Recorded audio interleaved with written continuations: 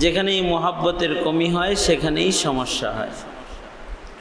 মহাব্বত এটা আল্লাহ পাকের আশ্চর্য একটা সৃষ্টি এবং এটার অনেক দাম, এটা অনেক দামি জিনিস।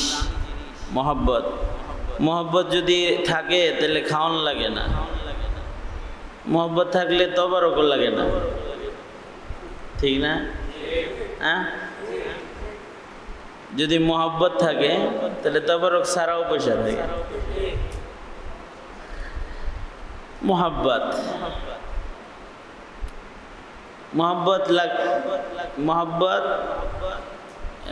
ক্ষুধা বলে ফেলে। দুইজনে গল্প করতেছে, মায়ের ডাকাডাকি করে, কিরে খাবি না তোরা? আর একটু পরে।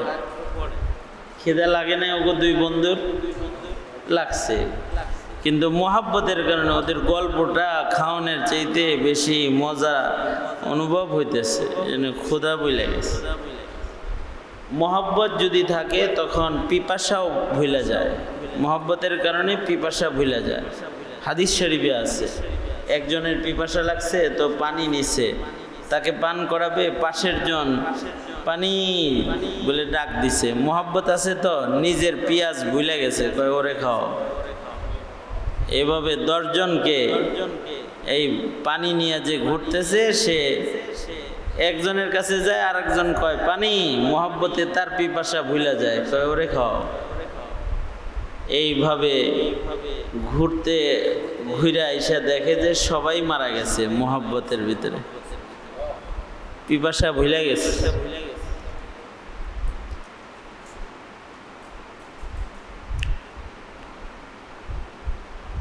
মহব্বত যদি থাকে তখন বাঁচার চিন্তাও করে না, মরার চিন্তাও করে না। একজন বিদ্যুতে, এই যে পত্রিকায় আসছে, একজন বিদ্যুতে শর্ট খায়া মরে গেছে। হ্যাঁ, আরে তোর বেটা ওইটা না, তুই আন্দাজি ওয়াজ করস কে? আমি না কইতে আছি। একজন বিদ্যুতে শর্ট খাইছে, তারে বাঁচানোর জন্য তার বাপ দৌড় দিচ্ছে, বাপও ওটা আটকা পড়ছে।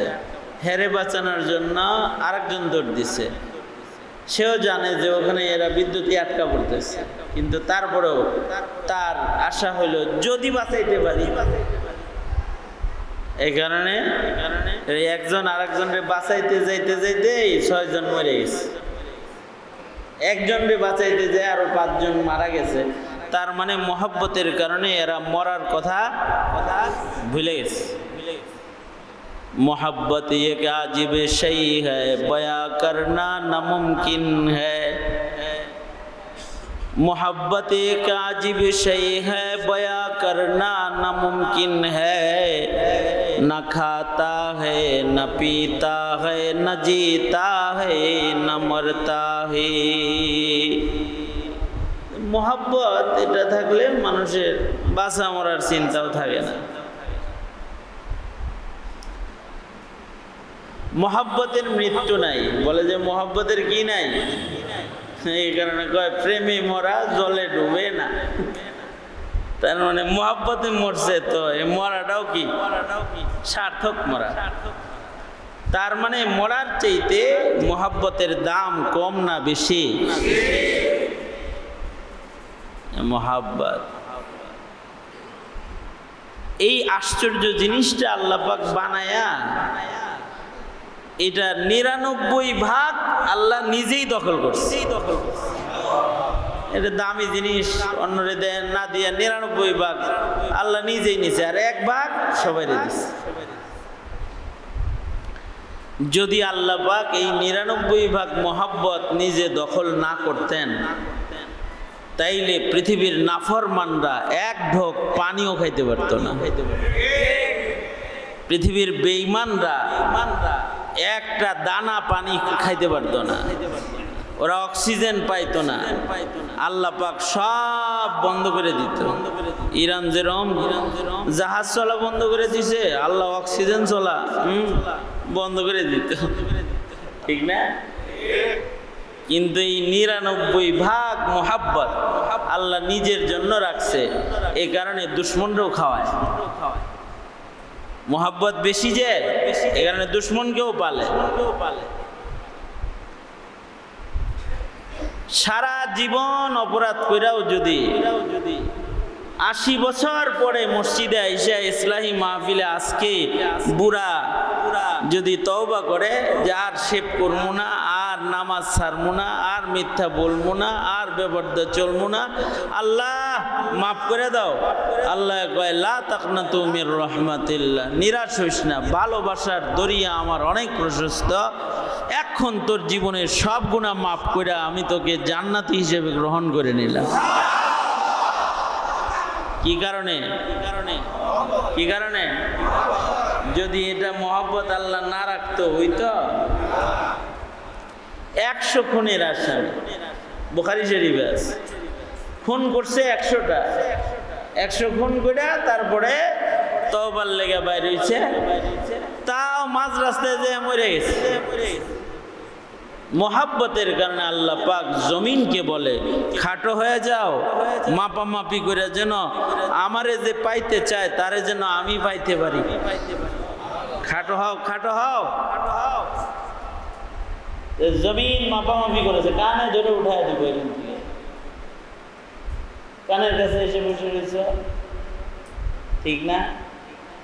মহব্বত নিয়ে বয়ে থাকলো,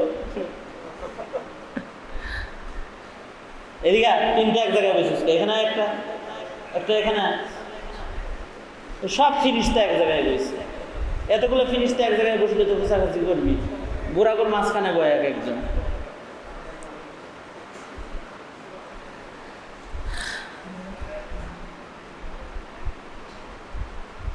কি কইতেছিলাম ভুলে গেছি। জমি যে খাটো করতে বললেন কি কারণে বলেন, বুঝে আসে? এই মোহাব্বত সবচেয়ে বেশি নিজের জন্য আল্লাহ পাক রেখেছেন। আল্লামা সাদি বলেন এরপরে মোহাব্বত 1 ভাগ রয়েছে না, এটারে আবার 100 ভাগ কইরা 99 ভাগ মুহাম্মাদুর রাসূলুল্লাহ সাল্লাল্লাহু আলাইহি সাল্লাম দিয়ে দিছে। এই কারণেই নবীজি জীবন মরণের সন্ধিক্ষণেও আল্লাহর রাসূল বদদোয়া করে না। তাইফে আল্লাহর রাসূল গেছেন দাওয়াত দিতে, রক্ত ঝরতেছে, ফিরিস্তারা আইসা বলে খালি হুকুম দেন, আমরা 2 পাহাড়ের চাপা দিব। আল্লাহর রসুলের মোহাব্বত বেশি। আল্লাহর রসুল হাত তুলে বলে আল্লাহ ওরা আমাকে চিনে নাই, ওগরে মাফ করে দাও। মোহাব্বত বেশি। নবীজি হিজরত করে মদিনাতেই চলে গেছেন এই মুহররমে। আবার যখন ফতেহ মক্কা হইছে, মক্কা বিজয় হয়ে গেছে, মক্কা এখন নবীজির দখলে আসছে। আল্লাহর রাসূল সাল্লাল্লাহু আলাইহি ওয়াসাল্লাম কাবা শরীফের চাবি নবীজির হাতে আসছে।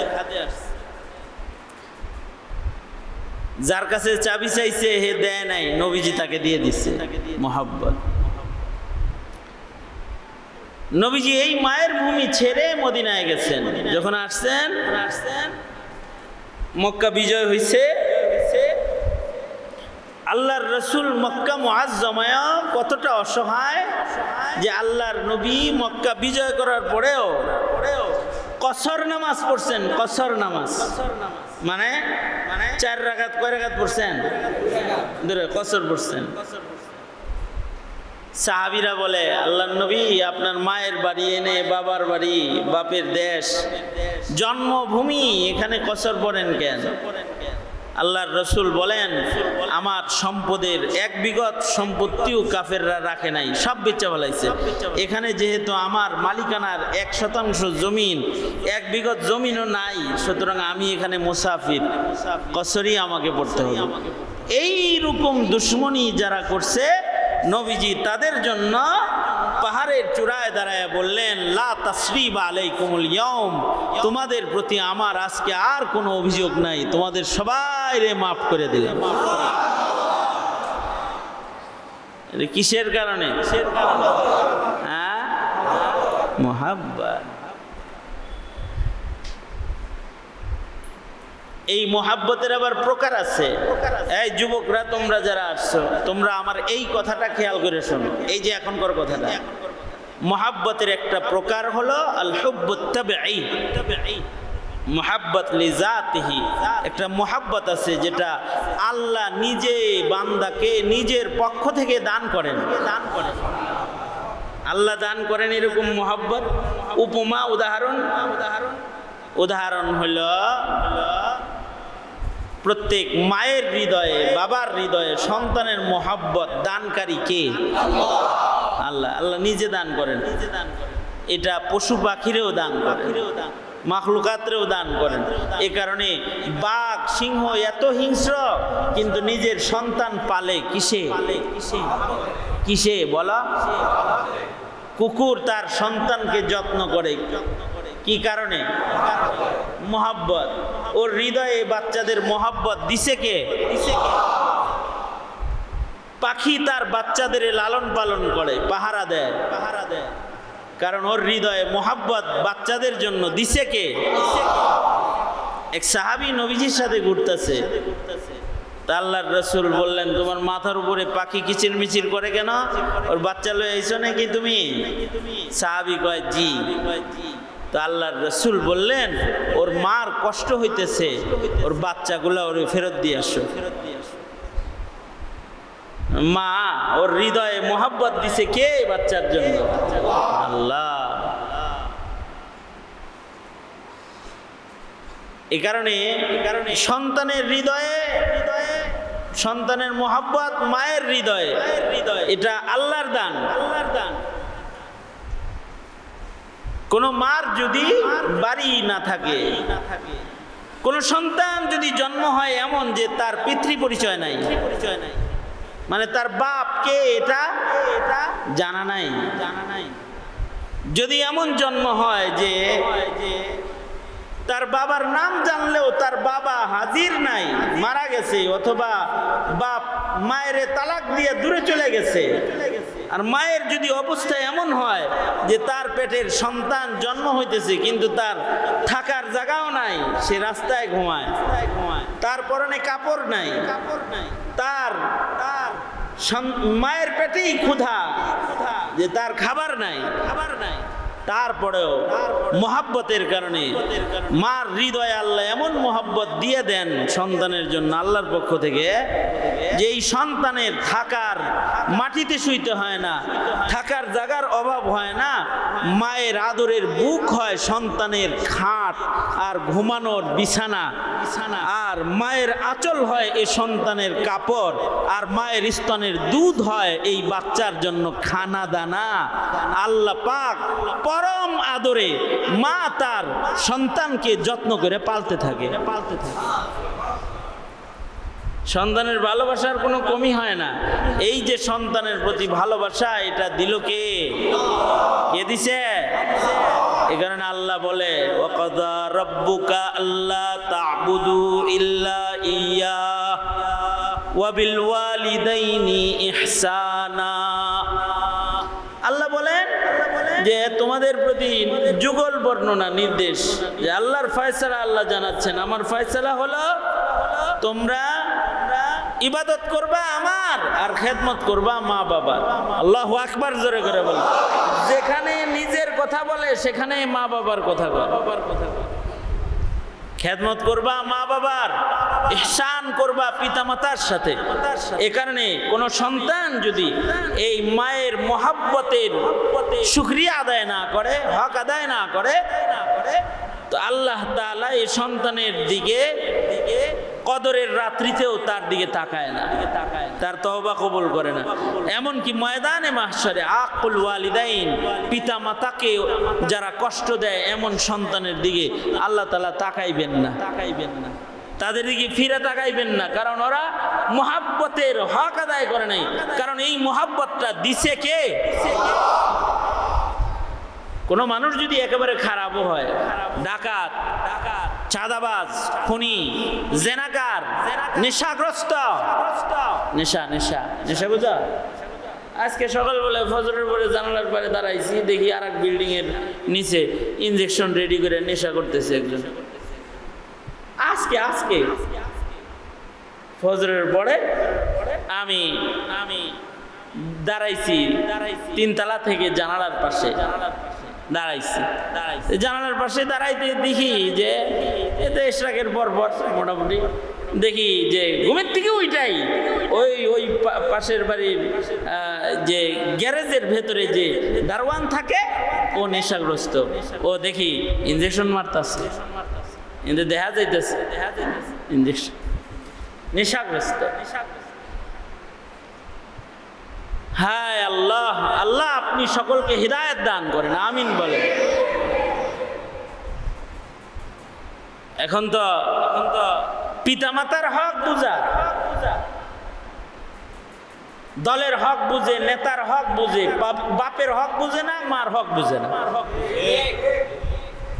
মার্কার হক বুঝে, দল করে এটার হক বুঝে, আল্লাহর হক বুঝে না। এ কারণে বহু নাফরমান আছে যারা সংসদে দাঁড়িয়ে দলের কথা কয় কিন্তু আল্লাহর কথা বলা জানে না, আল্লাহর হকও বুঝে না। যারা আল্লাহর হক বুঝে না, যারা রসুলের হক বুঝে না, নামের শেষে মুহাম্মদ আছে কিন্তু রসুলের হক বুঝে না। নামের শুরুতে মুহাম্মদ, সুন্দর মুহাম্মদ দিয়ে নাম, কিন্তু ধর্মের হক বুঝে না, ইসলামের হক বুঝে না, নবীর হক বুঝে না। সেখানে মা বাবার হক না বুঝাটাই স্বাভাবিক, কারণ আমরা সন্তানদেরকে এতটুকুন শিক্ষা এখন দেই না যে তারা পিতা মাতার হক বুঝবে। এই শিক্ষা এখন দেওয়া হয় না তো, মা বাবার হক বুঝে না। তবে কেউ যদি মা বাবার হক না বুঝে তার দিকে আল্লাহ তাআলা ফিরেও তাকাইবেন না, ময়দানে মাহশরে ফিরে তাকাবেন না। এ কারণে যাদের পিতামাতা আছে, যুব সমাজ যারা এখানে আমার সামনে আজকে কথা শুনতেছ, ভালো হয়ে যাও, কারণ তুমি যদি খারাপও হয়ে যাও তোমার মা তোমাকে ভালোবাসতেই থাকবে। তোমার মৃত্যু তুমি যদি নেশাগ্রস্ত হও, তুমি যদি জেনাকার হও, তুমি যদি খুনিও হও, তুমি যদি ডাকাত হও, তুমি ছিনতাইকারীও যদি হও, পৃথিবীর সবাই যখন তোমার মৃত্যু কামনা করবে তখনও একটা মানুষ সে নিরিবিলি তার রবকে ডেকে ডেকে তখনও বলতে থাকে, আল্লাহ ওরে একটু ভালো করে দেন, আল্লাহ ওরে বাঁচায় রাখেন।